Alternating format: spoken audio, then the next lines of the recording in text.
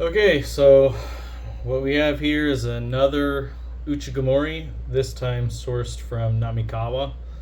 Um, this one here, I basically specified to them that I wanted a softer Hato flavor Uchi, and this was one of the few that they had in the inventory that could be considered as such. At the time, I've had this for couple years. I can't remember when I bought it. Maybe 2 years, 2+ years ago. It was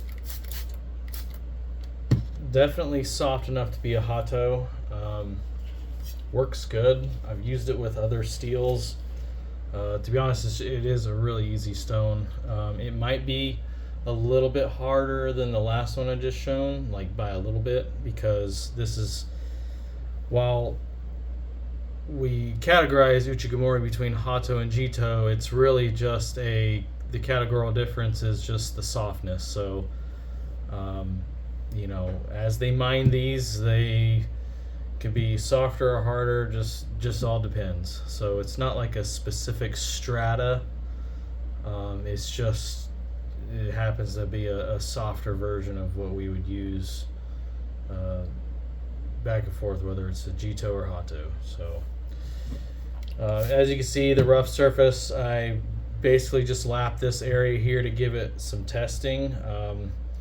But the plan is for this to be slightly domed over time as I need to. I haven't really delved into polishing more in Nihonto inspired works. I haven't tried this on any of my pieces that I've made or Nihonto. So other than the Kiridashi, which now that I'm thinking about it, other than it, it's the only thing that I have that's available right now to display the hardness with all steel. Another thing is I haven't lapped this stone in a while, so I don't really do this for many of the videos, but I will go ahead and just lap a small area again. It's just a little uneven because it is softer and it doesn't take much to throw the difference off enough for something like a Kiridashi to run into issues. So that was a 1200 Atoma.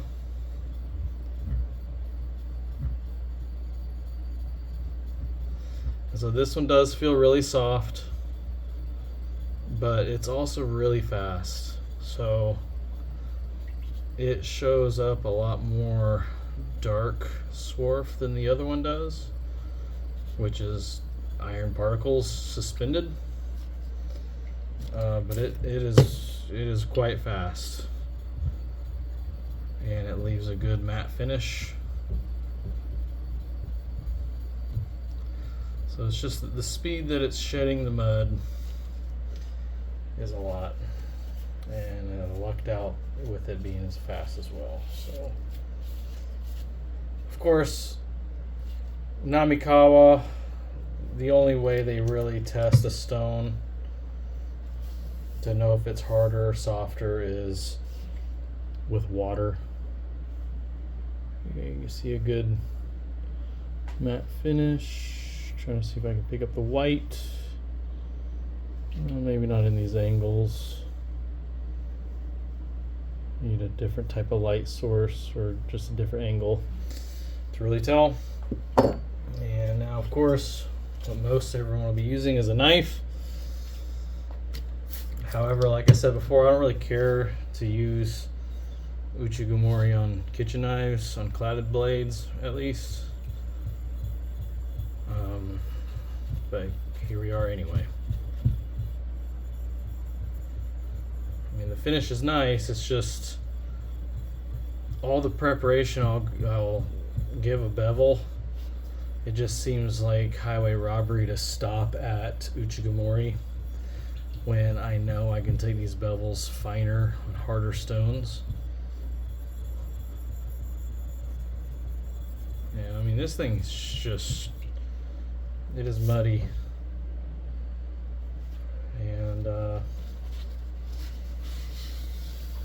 it will definitely leave a quick Uchigamori look. Polish, rather. So just like I showed you in the other video, the light disperses out less than with finer stones. It's because it's more of a matte finish. You know what I mean? I mean, it's reflective. It's very fine. It's just the way that the Uchi mud polishes. It's at a coarseness that leaves it dark in one reflection, but sandblasted in another. So I'll spend another minute demonstrating this. Really, how easy it is.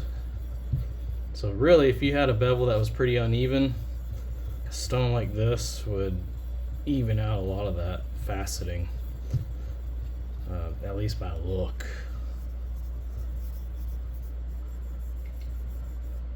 So yeah, it's a pretty soft stone, but you know, the idea with Uchi for sword polishing is to have a variety,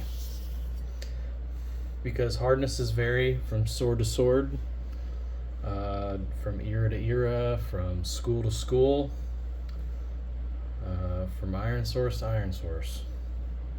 A lot of characteristics change, but really, you know, most polishers, they are very well studied on Nihonto and the schools and where they originated from. That in combination with other, you know, other experiences polishing, they can, you know, choose which Uchi they want. They might still polish a little window to see how it acts. I'm sure they'll go through several that they've pinpointed down to, or narrowed down to what they want to use. And then from there, they just pick the best one. Like I said, I've got about a dozen of these for that day that I decide to just kind of retire out from doing anything else and just polish. And what I polish, though, who knows? It might be my own work, it might not. So anyway, so that is it for this big ol' hibiki. Thanks for watching.